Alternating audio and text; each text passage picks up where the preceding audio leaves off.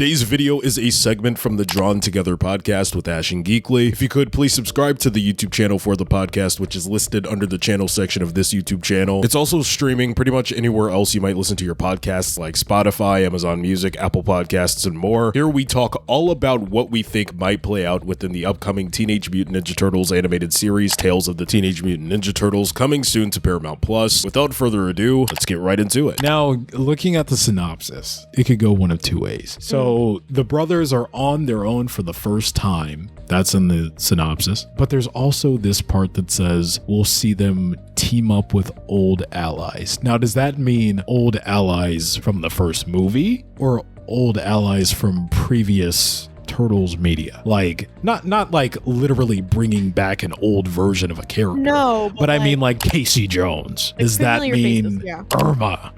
Like I don't know what that sentence means. If I were to play it safe, I'm gonna guess old allies means the mutanimals that are living with them. But what I expect from the series, yeah. I don't know actually at this point, because part of me is just assuming the bulk of it is going to be them in high school, but I feel like that'll just be one element of it. Mm-hmm. But I wonder how much of the world do you explore in the show to leave enough room for the sequel? Right. I feel like it'll be utilized to bring in, first of all, to sell toys. I think we're going to see a lot of the mutants from the 87 series come back here. Maybe we'll see Ace Duck finally return. Oh, no. Okay. Yeah. Who knows? We might see a lot of mutants from the 87 series brought back in New York City thanks to the Turtles, and we'll see that balancing act of how that'll go down and the heroics paired with getting to class on time. I really hope to see an episode of Donnie joining like a robotics club, which will lead to him like making the inventions for the team that we know him for, because in the movie he's like a geek for pop culture and stuff, but he's not really tech savvy, or at least we don't see that displayed on screen. He's about as tech savvy as like any other 13-year-old in the sense that he uses his phone a lot, but he's not like an engineer. Exactly. Which is what he usually is kind of into, is like he's like a chemist and an engineer. We see in a lot of other versions. He has his fair share of chemistry knowledge and he's always building stuff, and like he's not really very versed in like medicine stuff, but he can do a bunch of other cool stuff. So yeah, I think that would be cool. Is it's like a secondary thing. Like once he goes to school, he starts reading about it. He gets super engrossed. He's like some kind of prodigy. I don't know. But he gets like really into it, or maybe not. Maybe he just stays his little silly guy who's like a hacker or something. Yeah.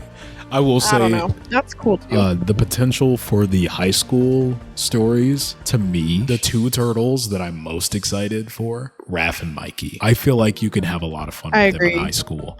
Yes. Specifically, Raph, I feel, is perfect to bring in other characters from the universe, which leads me to this question. If they do introduce Casey in this way, do you want him to go to their school or do you want him to be a rival? I'll say this about the series, just in general. My wish list for the series is that Casey is either in this show or in the next movie. And my like super duper, probably not going to happen, like ultra rare, I would love this, and like breakdown in tears. Secondary wish list is that Angel is in this show. But that's just in general my thoughts on the show so far. I think it's going to be really cool. Casey, there are so many ways they could introduce him. I want him to be like an upperclassman. I wouldn't mind it would be really cool if Casey was like an upperclassman, even if he was like 1 or 2 grades above them, like he's a junior. Or what if he was held back? No. That's like you're not. Yeah, that's the vibe, I guess. He's kind of not the best with school, I guess, but I think it's so easy. Like there was a hockey team at my high school, and the surrounding high schools, there are plenty of hockey teams in New York City high schools. Like I think it would be super valid if he was a guy on the hockey team or a rival school's hockey team. I would like him for him to be like an upperclassman. We talked about this. I do want Casey and April to date. Like I love them. They're like one of my favorite. At the end of the day, I'm always gonna fictional prefer those couples. two. I love them so much. So like low-key, maybe I don't want him to be an upperclassman, but yeah, I think it would be really interesting. Like Raph could be kind of. Raph and Casey, I think, always start as rivals in the beginning of every story, like except for IDW. IDW is the only version of Casey and Raph where they click like this. Yeah, like but now they're rivals. Oh, literally want to throw up. What happened? What happened? But anyway. I think it could work either way. If they're rivals like on the team together, like if Raph joins the hockey team, like he's trying out for the hockey team and he's like doing a pretty good job, or it could be kind of this like weird situation. I proposed this idea a couple weeks ago. What if Casey started the bullying thing about April? Yeah. I proposed this because like Casey's always been kind of like an edgy guy. It'd be really interesting if Casey started the reason the puke girl turtles thing. don't initially like Casey, is because he started the puke girl like joke. Like, yeah, everybody was in on it, but he's the one who came up with the name and the graffiti and blah blah blah. And he's like some pseudo popular like jock guy at school, and everybody like looks up to him or thinks he's cool. And the turtles and April hate his guts. But then something happens, like Casey screws up, or maybe they like lose a tournament, or he picks on the wrong person or whatever, or he gets jumped, I don't know, something, and he kind of falls from grace, and the turtles sort of take him under their wing because they're like, we get it, what it's like to be an outsider. Yeah. You changed, it's different, whatever. And him and Raph like connect. There's so many ways that they could make it work. I can't. If he went to their high school, if he went to a different high school, but oh my god, I'm so excited to see how they do it. I was about to say, the more we talk about it, I can't tell you how fast my heart is beating with excitement of like all the possibilities. Literally, like, bro, get me on the show as a writer. Like, I'll help you out. Like, please. You don't even have to pay me. Like, I keep forgetting we're getting I'm so excited. 2 whole seasons before the next movie. Yes. Like 2 whole seasons. 2. That's crazy. Which is the show being produced by Seth Rogen also? Yeah. Or is it Seth Rogen's production company, Point Grey, is still on it. To me, makes me really happy. It's going to be 2D animated. Jeff is an incredible director. Yeah. Like, he's so good. I love his style of directing, and he did such a good job on Mitchell's vs. the Machines and obviously on Mutant Mayhem. And I think of all the shows that Point Grey has produced, like The Boys and especially Invincible. Oh my god. And this show is supposed to be 2D. I'm thinking that maybe, like, a lot of people, I think a lot of people, the general thought about the new Turtles movie was that it was going to be very kiddie oriented. Like, Yeah. kind of what my dad said. He was like, is this going to be like a kid's movie? Like, he saw animated and he saw like Seth Rogen was attached to it, whatever. I think a lot of people's assumption right now is that the movie is not as all ages as it is.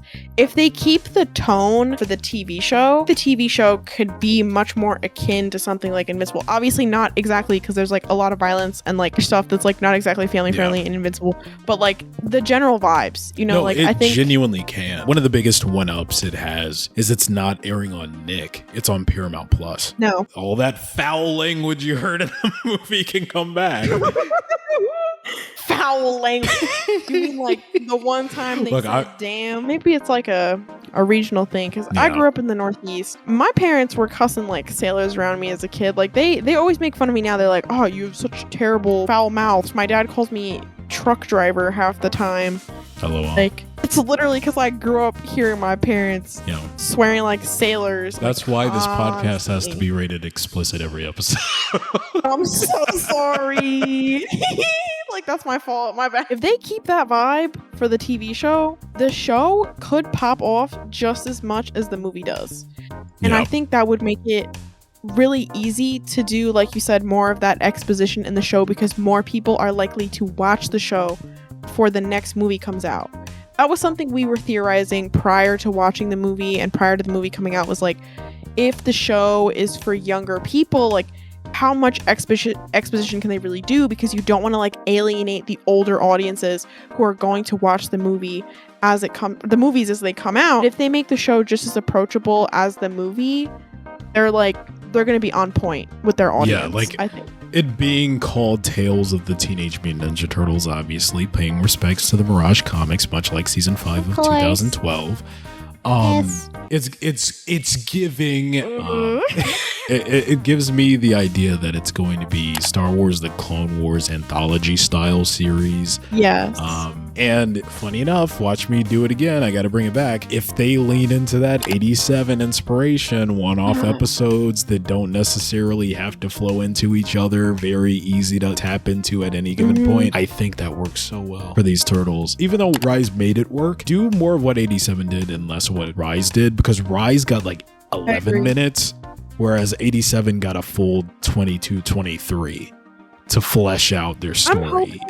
I'm hoping that they lean more into like the 30-minute to 40-minute fuck it. I don't think they will. But I would really like them to. I think that would be really good. And also, honestly, that could be cool. That could be cool. I would love that. That would be insane. I'm That sure would be the probably, episode like- count would be short, which I'm fine with. It would. It would be. But if they're longer episodes, I really do not care.